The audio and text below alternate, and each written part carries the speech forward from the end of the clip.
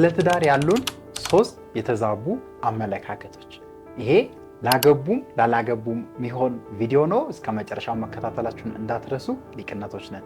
ትዳር እንዴት ነው? ትዳር ከባድ ነው።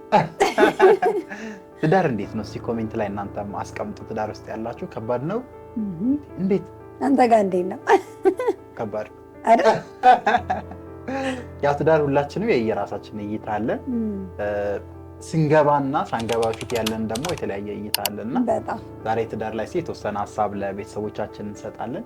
ብዙ ሰው የተዛባ አመለካከት አለ አይደል? ትዳር ላይ በተለይ ያልገቡት ውጪ ሆነው ሴቶች በጣም ይፈልጉታል፣ ወንዶች ደግሞ ይፈሩታል። እንፈራለን። እውነቴን ነው። ወንዶች ትዳር መግባት አይፈልጉም። ድሮ እኮ እንደዛ አልነበረም። እንግዲህ ያው ድሮ ስላልነበርኩኝ አላውቅም። እኔም አልነበርኩም። ግን አሁን ላይም ያለ ኮንሴፕት ነው። አንቺ ያነሳሽው ሀሳብ ወንዶች ትዳርን ይፈሩታል፣ ከኃላፊነቱ ከመታሰሩ ከብዙ ነገሮች አንጻር ወንዶች ትዳርን ይፈሩታል አሁን ላይ። ሴቶች ደግሞ ሞር ለመባል ስፔሻሊ እድሜያቸው ከሮጠ እንደዛ አይነት ነገር አለ። ለማንኛውም ዛሬ የምናወራው ቤተሰቦች ብዙ ጊዜ ትዳር ውስጥ ከመግባታችን በፊት ያሉ የተዛቡ አስተሳሰቦች፣ ልክ ያልሆኑ አስተሳሰቦች ወይም የሆነ እንዲህ መሆን አለበት ብለን የምናስባቸውን ሀሳቦች እናነሳለን። ትክክል ናቸው ወይ የሚለው ላይም ሀሳብ እንሰጣለን አይደል? እስቲ እንሰጥበታለን። ግን ከዛ በፊት እንደው ወንድ ልጅ በስንት ዓመቱ ማግባት አለበት ብለህ ታስባለህ? 50 ድረስ ምን እየሰራ ነው? 45 የምርህን ነው? ያው እንደየሰው ይለያያል። አንተ ግን የምታስበው እንደዛ ነው? እኔ 40 ጥሩ። እውነት 40 እኔ አውሮጫለሁ ቀድም ያለው ግን እንደየሰው አመለካከት ይለያያል። ትዳር ለኔ የሚሰጠኝ ቦታ፣ ትዳር ምን ላይ ያደርሰኛል፣ ትዳርን ከምን አንግል አንጻር ነው የምጀምረው የሚለው የሰውየውን እድሜ ሊወስን ይችላል እንደየአመለካከታችን። ግን እኔ የምስማማው 40 ቢሆን ጥሩ ነው። ያው ወንዶች አይበስሉምም ይባላል። በሰል ለማለት ነው። ቀደም ስለምን ነው። ስለዚህ በሰል ለማለትም ቁጥጥ ለማለትም ነገሮችን በደንብ ለማገናዘብም እድሜ ወደ 40 መጠጥ ሲል ወንድ ልጅ ጥሩ ነው ብዬ አስባለሁ። አንቺስ ሴት ልጅ? ሴት ልጅ በቃ ከ20 ጀምሮ ብታገባ ጥሩ ነው። 20 አልፈጠነም 20 ያ ማለት መጀመር ትችላለች ነው። ግን ከ30 በፊት ቢሆን ይመረጣል። ከ30 በኋላማ ከባድ ነው።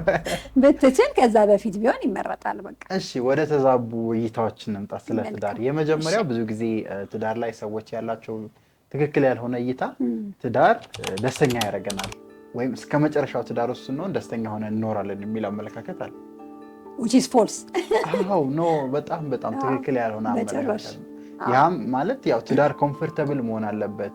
እሷን ሳገኛት ወይም እሱን ሳገኘው በተለይ ደግሞ ሪሌሽንሺፕ ላይ እኮ ያለ ነው። ኖርማሊ አሁን ያንን ሰው ለማግኘት ትጓጓለህ አይደል? ፍቅር ውስጥ ምናምን ስትሆን እና ጊዜው ላይክ 1 ሰዓት ምናምን ቆይተህ 10 ደቂቃ ቆየህ አይመስልህም ምናምን ናዊን ዘንድ ትደዋወላለህ። ማታ በቃ አብረህ ብታድር ሁላ ደስ እስከሚል ስልክ ታወራለህ ምናምን። እራት በላሽ፣ ቁርስ በላሽ ምናምን ትባያለህ። እንጀራ እንዳይቆርጥሽ ምናምን እየተባባልክ በጣም እንትን ትላለህ እና ያ ነገር ሃፒነስ ደስታ አለው፣ በጣም ደስታ አለው። ያ ነገርም ትዳር ውስጥም ይኖራል ብሎ ሁሌ አሁን ሳታገኛት ያለክ ስሜት አለ። ያ ስሜት ላይክ በቃ ቀኑ ሙሉ 1 ወር ሙሉ አመቱ ሙሉ ምናምን የሚቆይ ይመስልካል። which is ትክክል ያልሆነ እይታ። በጣም ትዳር ትልቅ የቤት ስራ ነው ራሱን የቻለ። በየቀኑ ግጭቶች የሚኖሩበት፣ መቃረኖች የሚኖሩበት፣ መጣላት፣ በሀሳብ ማትስማሙበት፣ ብዙ በቃ የሚያጋጩ ነገሮች ያሉበት። ያለ ምንድነው እኮ አሁን አንተም ያኛውን ማጋረክ በተለያየ አይነት መንገድ ነው ያደጋችሁት። ሰፈራችሁ የተለያየ ነው፣ አስተሳሰባችሁ የተለያየ ነው። ማለት እግርና እግር እንኳን እንደሚጋጫው ሰውነህና ለእያንዳንዱ ነገር ያለህ አመለካከት የተለያየ ነው። እኔ አበባውን በዚህ በኩል ሳስቀምጠውና አንቺ ወደዚህ ላይ አንተ ማስቀመጥ የምትፈልግበት መንገድ ይሄ በጣም ተራ ነገር ነው። አስበው ከፍ ሲል ነገሮች ማለት ነው። ስትኖር ደግሞ በጣም እያንዳንዱን ነገር ተነጋግረን፣ ምክንያቱም አንድ ቤት የምትኖር ሰው ነክ ምናምን ፋይናንሻሊ ያለውን ነገር ትነጋገራለህ፣ በልጆች ጉዳይ ትነጋገራለህ እና እያንዳንዱ ውሳኔክ ከሁለት የመጣ ነው የሚሆነው። ለእያንዳንዱ ነገር የምትወስነው ብቻህን አይደለም። ምክንያቱም አሁን ኢንዲፔንደንትሊ ነው የምንወስነው። ስለዚህ ይሄ ብቻ ስትሆን አሁን እነዚህ ነገሮች ብቻቸው ይሄ ደስታ ሁሌ መኖር አለበት የሚለውን ነገር ሁሌ የሳቅን ሁሌ ፈገግ እያልን አረኛ እንጣላ ምናምን እሱን ቁጭ ብለህ ፊልም እያየ ምናምን የምትውል አይነት በቃ ኢንጆይ የምታደርገው አይነት ሞመንት ሁል ጊዜ አይኖርም። ስለዚህ ጋይስ ያገባችሁም ያላገባችሁም ትዳር ሁሌ ደስ እያላችሁ ሁሌ ስሜታችሁ ሳይረበሽ ሁሌ ተስማምታችሁ ምናምን የምትኖሩበት መድረክ ወይም ቦታ አይደለም። የራሱ የሆነ ውጣ ውረዶች፣ የራሱ የሆነ ቻሌንጆች አሉ። ስለዚህ ያልገባችሁም በቃ አውቃችሁ ገቡበት። ትዳር ሁሌ ደስታን ይሰጠኛል ብላችሁ ሳይሆን አንተ ትብስ አንቺ ትብስ ተባብላችሁ አንዱ የአንዱን ስሜት አንዱ የአንዱን ባህሪ ችሎ የሚኖሩበት መድረክ ነው። ስለዚህ ሁሌ ደስታ ይኖራል፣ ሁሌ ሃፒ እንሆናለን የሚለውን ነገር የተዛባ እይታ ነው። ስለዚህ ይስተካከል። በጭራሽ አይገኝም እንጂ እንደዛ ራሱ አሁን እንደዛ አይነት ትዳር ካለ ራሱ እኔ እንጃ አይደለም። ትዳር ውጭስ እንደዛ ይሆናል አይደለም? ሳታገቢ ራሱ ከባድ ነው። ብቻሽን ኢንጆይ ያደረግሽ ላጤ ሆነሽ ራሱ ሁሌ ደስታ የለም፣ ሁሌ ደስታ የለም። ሶ ግን እያንዳንዱን ውሳኔ አብረክ ስትወስን በቃ ኮንፍሊክት አለ ኦብቪየስሊ ሁሌ ማለት ነው፣ የሚያጋጭ ነገር። ምክንያቱም አንተ የምታይበት መንገድ ሌላ ነው፣ እኔ የማይበት መንገድ ሌላ ነው። ሶ ያ ትዳርን ከባድ ያደርገዋል። ስለዚህ ሁሌ ሰላም ሁሌ ፍቅር ላይሆን ይችላል። ራሳችሁን አዘጋጅታችሁ ገቡበት። ያልገባችሁም ደግሞ ውስጥ ሆናችሁ ያው ይሄን ነገር ሃንድል የምታደርጉበትን መንገድ በደንብ አስቡበት። ሁለተኛው ከዚህ ጋር የተያያዘ ነው አይደል? ትዳር ላይ ቤዚካሊ ሚስኮንሰፕሽን የምንለው እውነት ነው። ሁለተኛው እንግዲህ ሁሌ እየተጣላን ነው ማለት ትዳራችን ጥሩ አይነት መንገድ ላይ ይሄድ አይደለም ወይ ደግሞ ልንፋታ ነው ምናምን አይነት የሚል ኔጌቲቭ ነገር አይደለም። ሁሌ መጣላታችን ኔጌቲቭ አይደለም። ቤዚካሊ ወይም ጸብ ካለ ትዳር ውስጥ የሚያጋጭ ነገር የሀሳብ ልዩነት አለ ማለት ትዳሩ በጣም ችግር አለበት፣ የተረበሸ ትዳር ነው ማለት ያ የኔ ሰው አይደለም ሁላ አንዳንዴ ብለህ እንድታስብ እኮ ያደርግሃል አይደል? በቃ ማለት ድሮ ማቀው ሰው እሱ አይደለም በቃ ወይ ተቀይሮብኛል፣ በቃ ያ ሰው አይደለም፣ ትክክለኛ ሶልሜቴ አይደለም፣ ለካ ትክክለኛ ያልሆነ ውሳኔ ነው የወሰንኩት ምናምን እንድትል የሚያደርጉ ሞመንቶች ሊመጡ ይችላሉ። ስለዚህ እነዛ አሉ ማለት ግን ትዳሩ ሊፈርስ ነው፣ ፌል ሊያደርግ ነው፣ ተስፋ የለኝም ከሱ ጋር መኖር አልችልም ምናምን ማለት አይደለም። ያን መረዳት አለባቸው። ማለት ይሄ መጣላቱ፣ በሀሳብ መቃረኑ፣ መጋጨቱ የትዳር አንዱ ክፍል እንደሆነ ማሰብ ያስፈልጋል። እኛ እንጣላለን ቀላል እንጣላለን እንዴ? ግን ማተር የሚያደርገው ግጭቱ ጸቡ ሳይሆን እንዴት ነው ሃንድል የምታደርገው። አይ ቲንክ እሱ ፓርት ነው። ያ ባይ ዘ ወይ ደግሞ ሞር በጣም የሚያጠነክርክም እሱ ነው። በጣም ያጠነክርክ እሱ ማለት በቃ በሆነ ሞመንት በጣም ትጣላና በጣም በቃ እስኪያቅትክ እዚህ ቤት መኖር አልፈልግም ምናምን ብለህ ኩላ ከዛ ግን 1 ሰዓት 2 ሰዓት ምናምን ወስደህ ቁጭ ብለህ ስታስበው ምናምን ያሳለፍካቸውን ጊዜያቶች ስታስብ ምናምን ከዛ ደግሞ የምትመለስበት መንገድ ደግሞ ሞር ቦንዱን ያጠነክረዋል። ተጣልተህ ስትገናኝ ያለው ኢነርጂ በጣም ቆንጆ ነው። ፍቅሩ ይጨምራል። ኧረ በጣም ነው የሚጨምረው። እኔ እንዲሁ ማውቃቸው ድሮ ጎረቤት ነበሩ ልጅ እያለንና በዱላ ምናምን ደብድቧት ምናምን አባሯት ምናምን ማታ ትመጣለች ቀጥ መሰስ ብላ ከዛ ሳቅ ነው ጨዋታ ነው ቡና ነው ምን ሆኖ ነው ምናምን ሁላ አይባልም፣ በቃ ይታወቃል። እና እንደዚህ ፍቅር የመጨመር ነገርም ማለት ግን ብዙ ሰው የሚሳሳተው በቃ ጸብ ካለ ለምሳሌ አንቺ እዚህ ቤት ሆነሽ እዛ ቤት ሲጣሉ ወይ ድምጻቸው ሲሰዳደቡ ከሰማሽ ወይኔ ትዳር ውስጥ ምናምን ይላል። ለዛ ነው ትዳር ማለት ነው ምናምን አይነት እንትን ውስጥ የሚገቡ ሲንግሎች አሉ በጣም። ስለዚህ ይሄ ጸብ አለ ማለት ትዳሩ ፌል እያደረገ ነው ማለት አይደለም፣ አይዘልቅም ማለት አይደለም። ረጋ ብላችሁ ማሰብን ይጠይቃል። እንዴት ጸባችሁን ሃንድል እንደምታደርጉ ማሰብ ይጠይቃል። አንዳንዴ ያው የሰው ባህሪም ይለያል። በሆነ ባልሆነ የሚጣሉ አሉ። እንዴት አይንን አጉረጥርጠህ ታየኛለህ ብላ ጓደኛዬ ፊት እንዴት ቀና ብለህ ካየከኝ ምናምን አይነት ነገሮች። አሁን ደግሞ ምንድነው መሰለ ችግሩ በተለይ ትዳር ላይ ላይክ ሶስተኛ ወገን የምታስገባው ነገር። በተለይ አሁን ኮንፍሊክቶች ይፈጠራሉ ሁሌም ማለት ነው ሌትራሊ። ሶ ሁሌም ኮንፍሊክቶች ሲኖሩ ግን ከጓደኛህ ጋር ሄደህ ስታወራ እሱ ከቤተሰቡ ጋር ሄዶ ሲያወራ ምናምን ከዛ እነሱ የሚሰጡት ኢነርጂ ከዛ ደግሞ እሱ መጥቶ በቃ ይሄ ቤት ውስጥ መጥቶ ደግሞ ሌላ አይነት ኮንፍሊክት ይፈጥራል። በቃ አሁን ሶስተኛ ሰው ማስገባት ትልቁ ችግሩ ያ ነው። በቃ ችግርህን የባሰ ትልቅ ችግር እንደሆነ አድርገው የሚያሳዩክ። በቃ ሶስተኛ ወገን በነገራችን ላይ ሩቅ እንዳትሄዱ ቤተሰብ ሊሆን ይችላል። ኦፍ ኮርስ ቤተሰብ ሊሆን ይችላል፣ ለሷ ጓደኛዋ ሊሆን ይችላል፣ ጓደኞቿ ምናምን በጣም በቃ ላይክ እንግዲህ ባለፈውም ሳነሳው ነበር አንድ ስቶሪ። እንደዚህ አይነት ትዳር ውስጥ እያለች ባልየው በጣም ይንከባከባታል፣ ኤክስትሪምሊ በቃ በጣም ይንከባከባታል፣ አይቆጣትም፣ ቀና ብሎ አያትም። በቃ እናት ማለት ነው። ከዛ በኋላ ሶስተኛ ወገን ታማክራለች ሁልጊዜ ማለት ነው። በቃ ለምንድን ነው እኔ እኮ በቃ ከባሌ ጋር እና ሌሎች ባሎች ደግሞ የሚያደርጉት ይታወቃል። በቃ እንደዛ አይነትም ባሎች አሉና ሶ ያንን ታሪክ እየሰማች እሷ በቃ ያኛው ያምራታል ነገር ማለት ነው። ሚጣላው ያምራታል። ባይ ዘ ወይ ሪል ስቶሪ ነው የእውነት ማለት ነው። እንደዛ አይነቱን ትፈልጋለች።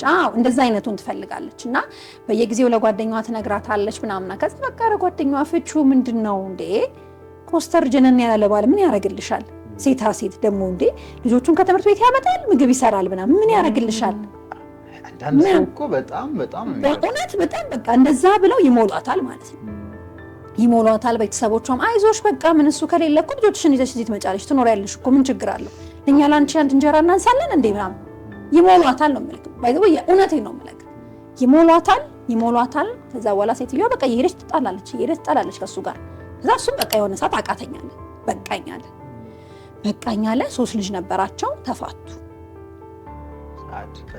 ከዛ ልጆቹን እኔ ያሳድጋለሁ በቃ እሷ በዚህ ባህሪዋ ልጆቼ ይቆጡብኛል ልጆቹን አሳድጋለሁ አለ።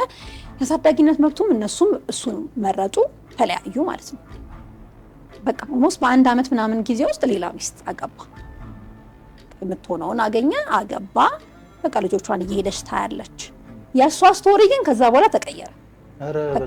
ማለት አንደኛ ሪግሬት ታደርጋለች። አይዞሽ ያሏት ሰዎች አብረዋት አይሆኑም። በጣም የሚያሳዝነው እሱ ነው። አይዞሽ ችግር የለውም እኛ አብረንሽ ነን ፍቺው ያሏት ሰዎች አብረዋት አይኖሩም። ማንም ቶሎሬት አያደርጋትም። ከዛ ቤተሰቦቿም ይብን በቃ እንዴ አንቺ ባልሽ ከተመደሽ እንጂ ምናምን አይነት ነገር ውስጥ ገቡ ማለት ነው። እና አስበው እንዴት ሜንታሊ እንደምትጎዳ አስበው። በቃ ያን ቤተሰብ የለመደ ሰው ያንን የመሰለ ባል የለመደ ሰው ማለት ኢቭን ያንን ተቋቁሞ መቀጠል ራሱ ከባድ ነው። በቃ እና በቃ ላይ የሰው እንትን አትስሙ ስትል በቃ በተለይ ቤተሰብም ጓደኛም ይሁን በቃ የሚጠቅማችሁ በተለይ ሙሉ ለሙሉ ከወጣችሁ በኋላ በቃ ባሉ ወይም ሚስትየው እሷ ያለችው የተሻለ ነገር ነው። ያንን በደንብ ማሰብ ይፈልጋል ምናምንና ስትል በጣም ሼር ስታረግ ሰምቻለሁ። ሪል ስቶሪም ስለሆነ በጣም ውስጤን ነክቶኛል የእውነት ማለት ነው። በጣም ሪሌሽንሺፕ ላይ በጣም ጠንቃቃ መሆን አለብን። እንዴት እንደምታስገባ ጓደኞችን ማሰብ አለብህ። ምን ያህል ድረስ ማስገባት እንዳለብህ በጣም ማሰብ ይፈልጋልና ይሄን ነገር እንደው ቤተሰቦች ኮንሲደሬሽን ውስጥ ቢያስገቡ ትላለሁ። ስለዚህ ቤተሰቦች የተለያዩ ኮንፍሊክቶች፣ ግጭቶች ሊኖሩ ይችላሉ። በዚህ አጋጣሚ እንዴት ትዳራችንን ሃንድል እንደምናደርግ ማወቅ ለምሳሌ አንቺ ባነሳሽው ስቶሪ ላይ እንዴት ለባሏ ሪአክት ማድረግ እንዳለባት በራሷ መልኩ ሶሉሽን መፈለግ ያለባት ሶስተኛ ወገን ማስገባቷ ትዳሯን እንዲፈርስ አድርጓል። ስለዚህ ኮንፍሊክት አለው ማለት አይረባም ትዳሩ ይፈርሳል ማለት አይደለም። እንዴት ሃንድል እንደምታደርጉ እናንተ ወስናችሁ ወጥራችሁ ማማከር ካለባችሁ አማካሪዎችም ጋር ሄዳችሁ ጠይቃችሁ መማር ነው የሚኖርባችሁ። ይሄኛው ሚስኮንሴፕሽን አስተካክሉት። ግጭት አለ ማለት አበቃለት ማለት አይደለም። እንዴት እንደሚስተካከል ማውራት፣ መጠያየቅ፣ መወያየት ነው ሶሉሽኑ ማለት ነው። ወደ ሶስተኛው ሚስኮንሴፕሽን እንሂድ። ሶስተኛው የተዛባ ትዳር ላይ ብዙ ሰው ያለው እይታ ትዳር አጋሪ ወይ ፍቅረኛ ሊሆን ይችላል ካላገቡ አይቀየሩም ብሎ ማሰብ ወይም ፊክስድ ናቸው አይነት ሚል ሜንታሊቲ ያለ አይደል። ለምሳሌ እሷማ እንደዛ አታረግም እሱማ እንደዚህ አያረግም ምናምን የሚሉ እይታዎች ነው። ለምሳሌ ከሪሌሽንሺፕ ጋር እያሉ ውጭ ወጣ ማታቅ ሴት ወይ ማትወድ ከትዳር በኋላ ምናልባት ውጭ መውጣት ካፌ ካልሄድኩ ማለት ምናምን እንደዚህ አይነት አመሎች ልታመጣ ትችላለች። ከትዳር በፊት ለምሳሌ ከትዳር በፊት ጓደኞች ማታበዛ ሴት የነበረች ከትዳር በኋላ ግን አረና እንትና ጋር ነው ዛሬ ማምሄደው እያለች እሑድ እየተነሳሽ አንጎልሽን የምታዞር ልትሆን ትችላለች አይደል። ብቻ ግን አይቀየሩም። በተለያዩ መልኩ የትዳር አጋሮች አይቀየሩም። ሁሌ አንድ አይነት ይሆናሉ ብሎ የሚያስቡ አይነት ሰዎች አሉ። this is wrong። በጣም ትክክል አይደለም በጭራሽ። ምክንያቱም እኛ ሰዎች ነን አይደል? ሰዎች ነን። በጊዜ እንቀየራለን። ጊዜው ይለውጠናል፣ ገንዘብ ይለውጠናል፣ ልጆች ሲመጡ እንለወጣለን። ብዙ አይነት ሪዝኖች አሉ እኛን የሚለውጠን ማለት ነው። ሶ ሜቢ የተማረች የነበረች ሴት ግራጁዌት ካደረገች በኋላ እንግዲህ እሷ ሲያስተምራት በነበረችው አይነት አኳኋን እንድትሆን ከጠበቀ አይሆንም። ራሷን ስችል ሌላ አመል ልታመጣ ትችላለች። ምን ያደርግልኛል የሚል ነገር ልትሆን ትችላለች። ሞር በዛው ልክ ደግሞ ጭምትም ልትሆን ትችላለች። እውነት ነው። ለምሳሌ ነጭናጫ ያልነበረች ፍቅረኛ ወይም ትዳር ውስጥ ገቡ ነጭናጫ ያልነበረች ልጅ አንድ ልጅ እንደወለደች ልጇ አናቷን ሲያዞር ነጭናጫ ልትሆን ተሳዳቢ ልትሆን ምናምን ልትሆን ትችላለች። የቤት ኃላፊነቶች ሲበዙባት እንደዛው እና ይቀየራሉ የትዳር አጋሮች። ባልህም ትሆን ሚስትም ሊቀየሩ ይችላሉ። ወንድም ደግሞ በቃ አሁን ልጅ እያለቀሰበት ምን እያለበት ስትረስ ሲያደርገው ቤቱ አይመጣም፣ ውጪ አይመጣም። ውጪ ሊል ይችላል። ያንን ነገር እንዴት ነው ሃንድል የማደርገው ምናምን ብሎ ማሰብ የእያንዳንዱ ሰው የቤት ስራ ነው የሚሆነው ማለት ነው። ስለዚህ አይቀየሩም ብሎ የተዛባ አመለካከት ይዞ ከመግባት በጊዜ ሁኔታ ነገሮች ሊቀየሩ ይችላሉ፣ ግን እንዴት ነው ማስተካከል ያለብን ብሎ ያን በደንብ መነጋገር። ለምሳሌ አምሽቶ ማያቅ የነበረ ወንድ እንዳልሽው በልጅ ምክንያት፣ በስራ ኃላፊነት ምክንያት፣ በስራ መደራረብ ምክንያት እያመሸ ሲመጣ አበድኩ እንዴት ታመሻለህ ምናምን ብሎ እንደዚህ እኮ አልነበረም በቃ ካገባሁት በኋላ ተቀየረ ምናምን ወደ እንደዛ አይነት ነገር ውስጥ ከመግባት እንዳያመሽ የሚችልበትን መንገድ የስራ ሁኔታ ከሆነ ሽፍት ወደ መቀየር፣ የስራውን ሁኔታ ማስተካከል፣ ቤቱን እያልወደደው ከሆነ ቤቱን እንዲወደው ማድረግ እና የተለያዩ ቴክኒኮችን በመጠቀም ማስተካከል፣ የራስ ማድረግ ሰውየው መግዛት እንጂ ሌላ የጸብ ምክንያት መሆን የለበትም በጭራሽ። ስለዚህ ሰዎች ይቀየራሉ፣ የትዳር አጋሮች ይቀየራሉ። ግን ከተቀየሩ በኋላ እንዴት መፍትሄ እናገኝ፣ እንዴት አንድ ልናርግ የሚለውን ነገር መመለስ ነው። ስለዚህ እንዲህ አይነት የተዛባ አመለካከት ካላችሁ ከትዳር ውጭም ከትዳር በኋላ በተለይ ከትዳር በፊት ያሉ ሰዎች ይሄ ቪዲዮ ይጠቅማቸዋል ብዬ አስባለሁ። ይቀየራሉ ሰዎች። አንተ ከትዳር በፊት ታስበው የነበረውና ትዳር ከገባህ በኋላ የነበሩ ነገሮች አሉ የተቀየሩብህ? እኔ በራሴ በኩል በባህሪ ብዙ ነገሮች አስተካክያለሁ፣ ተቀይሬያለሁ። ታውቂያለሽ አታውቂም? እንደው ለተመልካቾች ወንድ ልጅ ብዙ ጊዜ ትዳር ላይ የሚባለው ምንድነው ይሰበሰባል፣ ቀልቡን ይገዛል ነው የሚባለው። ድሮ እንደነበረው ወጣትነት ላይ እንደነበረው ዳንኪራው ምኑን ይቀንሳል፣ መሰብሰብ ይጀምራል። ከጓደኛው ጋር ሲሆን ስራ ማሰብ፣ ቤቱን ማሰብ፣ ገቢውን ማሰብ፣ ነገን ማሰብ ይጀምራል። ልጅ ሲወልድ ጭራሽ ደግሞ ይሰበሰባል፣ ኃላፊነቱ ይመጣል። በቃ የሚያደርጋቸው ይሄ ወጣት እያለ የሚያደርጋቸው መጥፎ አጓጉል ሱሶች ምናምን ካሉበትም የማቆም ነገር ይኖራል እና ዳር በመልካም መልኩ እንደዛ ይቀየራል። ፖዚቲቭ አድርጎ ያሳድገዋል። ፖዚቲቭ በጣም ይቀየራል። ሴትም ከሆነች በጣም ብዙ ቦታ የምትሄድ የምትወጣ የምትሮጥ ሴት ምናምን ከሆነች ይሰበሰባሉ ሴቶችን ብዙ ጊዜ ትዳር ውስጥ እርግጥ ትላለች፣ ይረጋጋሉ እና ብዙ ቤኔፊቶች አሉት ትዳር። ያልገባችሁ ምን ትላለህ እስቲ የመጨረሻ መልዕክት? ያልገባችሁ ራሳችሁ ኮሜንት ላይ ሙሉት እላለሁ። እንዴ ወንዶችን አሁን ቶሎ እንዲገቡ ትመክራለህ? አሁን ኧረ ራሳቸው ይወስኑ። እኔ ለምን ወስናለሁ? የሰው ህይወት ላይ እንደው ምክር እንደ ባህሪሽ ይለያያል። ለምሳሌ በሰል ያልሽ ከሆንሽ ህይወትሽን ወደፊት ቶሎ ማስተካከል ምናምን የምትፈልጊ ሰው ከሆንሽ በጊዜ መሰብሰቡ ይጠቅምሻል። እኔ ወጥሬ ብቻዬን ሁሉ ነገር አደርጋለሁ። ሴት ልጅ ባይዘ ብዙ ነገር ነች፣ አጋዥ ነች፣ ረዳት ነች፣ ብዙ ነገር አለው እና እንዲህ ከምንናወራው በላይ ሲገቡበት ደግሞ መወር ያዩታል። ሰው መግባቱ በጣም ጥሩ ፖዚቲቭ ኢምፓክቶች አሉት።